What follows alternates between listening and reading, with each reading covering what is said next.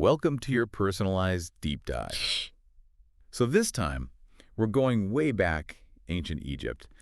And, I have to admit, when you first sent over your research on leadership styles of the pharaohs, I was picturing pyramids, Pyramids. hieroglyphs. Not exactly like a modern leadership seminar. Right, right. It's funny how we tend to, put history in a box. But the more we really dig into these ancient civilizations, it's like, oh, there's some, surprisingly relevant stuff there. And the pharaohs, they are playing a whole different leadership game, right? Yeah. Talk about executive authority. These were rulers considered to be, literally gods on earth. That's all right there in the sources we have. Divine right, cosmic power.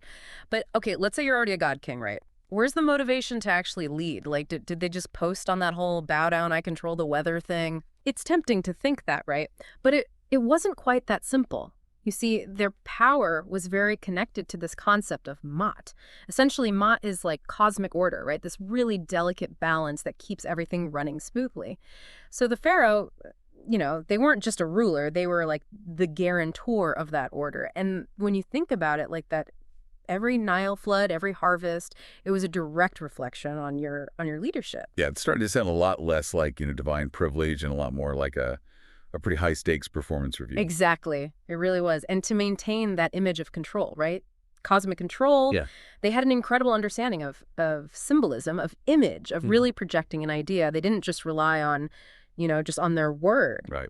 Speaking of image, those crowns, the staffs, those weren't just for looking fancy, right? Yeah, absolutely not. No. Every single detail, from the crook and the flail, which symbolized their rule over, both the land and its people, to the uraeus cobra you always see on their foreheads, that represents Wadjet, the protective goddess. It was all very carefully chosen to project their authority, their divinity, their connection to that idea of Ma'at. It sounds like it's like they were like walking, talking logos. Yeah. But even with all of that, the symbols, the ceremonies, it wasn't enough to just look the part, right? Yeah. Like they had to act it too. Yeah, you're getting to the heart of it. It wasn't just about wielding power. It was about embodying it in a way that was in line with, again, with Ma'at. So justice, order, truth. Those weren't just abstract ideas. They were meant to be reflected in everything a pharaoh did. Publicly and privately, their behavior was always being watched, judged, even mythologized. Think about that. Oh, talk about pressure. That is next level lead by example. Right. It really is. And it highlights something really important about leadership that I think goes beyond, any one period of time. That legitimacy, it's not just something you're given, it's earned. And you earn it through what you do consistently and by embodying the values that you want other people to follow. And when you think about it like that, how did that play out when it came to something as critical as, succession planning? Right, because with so much riding on just one person, they had to make sure that the transition of power was, well, smooth is probably an understatement, right? So what did they do to make sure everything continued after they, ascended to the afterlife? That's where their long-term vision really is incredible, because we see in the sources how they prepared their heirs. They really prepared them, involving them in government, in military strategy, even religious rituals, all starting at a very young age. It was about the dynasty, for sure, making sure it continued, but also about Egypt itself, making sure it was stable and strong. That's such a stark contrast to what we see with some modern organizations. You'd think we'd have learned a thing or two from, rulers who plan their reigns around eternity. It's a challenge. It never changes, right? But there's another really fascinating part of all this. Even with that power, the divine authority, the planning they knew they needed. Well, I guess you'd call it delegation. You mean even pharaohs needed help? Let's just say they knew a good team was important. The sources talk about this inner circle, advisors, generals, priests, and these were people chosen not just because they were good at what they did, but because their loyalty was, well, unquestioned. So, yeah, it's about sharing responsibility, but it's also about surrounding yourself with the best of the best to make sure things run smoothly. Right, so less about one person's power and more about bringing together, the wisdom of a trusted group. That takes a special kind of leadership to pull off, especially when you think about how the pharaohs cultivated this whole image, right? It's not like they were going for humble servant leader. Yeah, right. That's where their understanding of symbolism, of storytelling and ceremony gets really interesting. Take the pyramids, for example, or the temples. Those weren't just about showing off their engineering skills. They were statements, statements about the pharaoh's vision, their link to the divine. Talk about thinking long term. But how did they make that work for, like, the average Egyptian? I mean, we're talking about a civilization that lasted for centuries. How do you keep everyone on the same page for that long? It's a great question. And it gets to how they use storytelling as a leadership tool. The sources mention how the pharaohs and their scribes, they wove these narratives about their accomplishments, their victories, connecting them back to their, divine lineage and of course their ability to maintain mat. And these stories, they didn't stay locked up in the palace. They spread throughout society, passed down through generations, carved into the walls of temples, even like celebrated in their songs and poems. Wow, talk about getting the message out there. Long before social media, they knew how powerful a good story could be. But it wasn't just about making themselves look good, right? Yeah. How did they use those stories to actually motivate people to get buy-in on their vision for Egypt? That's an important distinction because it wasn't just self-promotion, it was also about creating a shared identity. For example, the sources often highlight this contrast, right? Egypt, the land of order, with the Nile, this fertile valley, and then everything outside of it, the vast, chaotic desert. So there's this powerful narrative there. The pharaoh, through their connection to Mot, becomes the protector, the one keeping their way of life safe, ensuring their very survival. It's less about follow me because I'm amazing and more about follow me because, well, I literally guarantee the order of your world. That's a compelling reason. But even with incredible stories and, like, the most impressive monuments ever built, leadership's never easy, right? Was there ever any pushback? Anyone questioning their right to rule? Oh, absolutely. I mean, governing a civilization that large, that complex, of course, there were, let's call them disagreements. We see evidence of rebellions, struggles for power within, even like ambitious priests or governors in the provinces, testing the limits of the pharaoh's authority. Makes you wonder how they handled those situations. Was it all about force? Like, question me and face the wrath of the gods? Well, they certainly had the military power to back that up, but it's fascinating how much more nuanced their approach actually was. Of course, a strong military was important, but they also used diplomacy, strategic alliances, and yeah, even those incredible storytelling skills we were talking about to handle threats both from inside and outside. So it was like this multi-pronged strategy, a little bit carrot, a little bit stick, all tied together with a really compelling narrative. Sounds almost like they were playing a really, really high-stakes game of chess with, like, the fate of a civilization at stake. That's a great way to put it. And it really shows how adaptable they had to be as leaders. The pharaohs who were most successful, they were the ones who could switch up their approach, depending on the challenges they were facing. Because they understood that real leadership, it's not about sticking to one plan, but knowing how and when to use the different tools at your disposal. It makes you realize that even with this image of divine authority, they still had to work at it, right? Yeah. To earn respect and honestly, maybe even the continued belief of the people. Exactly. Which brings us right back to that concept of Mat and the weight it put, even on a divine ruler. Right.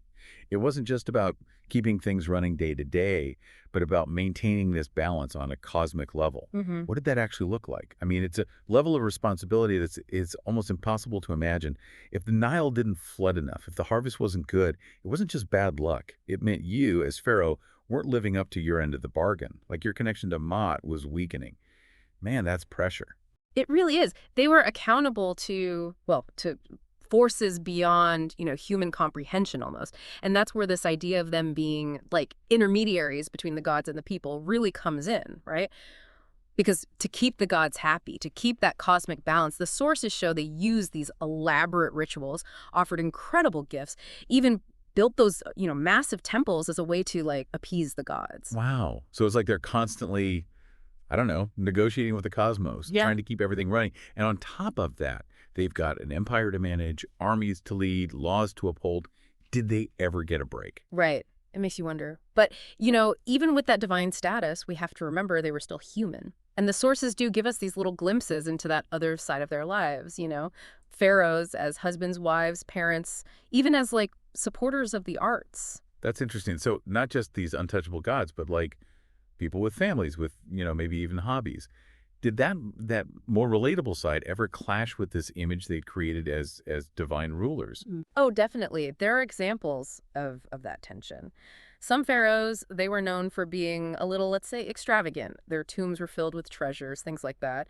And those displays of wealth, of personal indulgence, they could be seen as going against those ideas of, humility and balance that were so important to me. It's that classic struggle, isn't it? Trying to balance your own wants and desires with what's expected of you as a leader. Even pharaohs had to deal with that. Exactly. It reminds us that leadership, no matter what period of history you're talking about, has always been about more than just, having power. It's about dealing with those really human problems. We've gone from, like, god kings to master delegators to expert storytellers, and now to, people with families and flaws, just like the rest of us. Yeah. It's amazing how these figures from so long ago can still surprise us. But before we finish up our deep dive into the pharaohs, I do want to touch on one more thing, this idea of balance. But this time, the balance between stability and change. That's important, and it comes up again and again in what we know about them. Because on the one hand, they were all about tradition, about order, right? But they also built these massive projects, expanded their territory, even like brought in new religious ideas. So how do they make that work? That's the heart of why we're still talking about them, right? They understood that real stability, lasting stability, wasn't about avoiding change altogether. It was about managing it, about making sure those changes, when they happened, fit in with their values, with the systems they already had. So they were open to change, but only on their own terms. Yes. And we see that throughout Egyptian history. Look at Akhenaten. He tried to completely change their religion, shifting from worshiping many gods to just one item, the sun god. And even though in the end his reforms didn't last, it shows you they were capable of big changes, of challenging even their most fundamental beliefs when they felt they had to. It shows that even really radical changes can be about, well, trying to hold on to order, to keep things stable in a changing world. It's like they realized that what worked for one generation might need to be tweaked or even totally rethought by the next. Right, and that's such an important lesson no matter who you are or what you do, especially today when everything is changing so quickly. The pharaohs are a good reminder that being a good leader isn't just about holding on to the old ways. It's about being able to adapt, to learn from the past, but also be ready to, embrace the future. It's that careful balance, trying to hold on to things while moving forward, finding that place where those two ideas can not only exist together, but actually make each other stronger. It's a process. And just like the pharaohs, every leader has to find their own way. So as we're uncovering all these leadership lessons from, well, from beneath the sands of time, what's the one thing you hope our listeners really take away from all this? For me, it's that leadership is never finished. You never stop learning, never stop adapting. And it's realizing that even the most powerful people in history, they had doubts, they made mistakes, they struggled, just like we do today. It's humbling, isn't it? And it reminds us that being a good leader isn't about having every answer. It's more about asking the right questions, about learning from the people who came before us, and being brave enough to lead with, well, with vision, but also with humility. Couldn't have said it better myself. And on that note, I think we'll leave our listeners with a final thought, one that's a little bit out there. Imagine the pharaohs we're leading today. I mean, with everything we have now, social media, instant communication, what kind of leaders would they be? Would they be tweeting from the pyramids, live streaming their rituals on Instagram? Who knows? But one thing's for sure, things would be interesting. Now that's an image. Until next time, keep exploring, keep learning. And you never know, you might just uncover a leadership secret or two hidden away somewhere in history.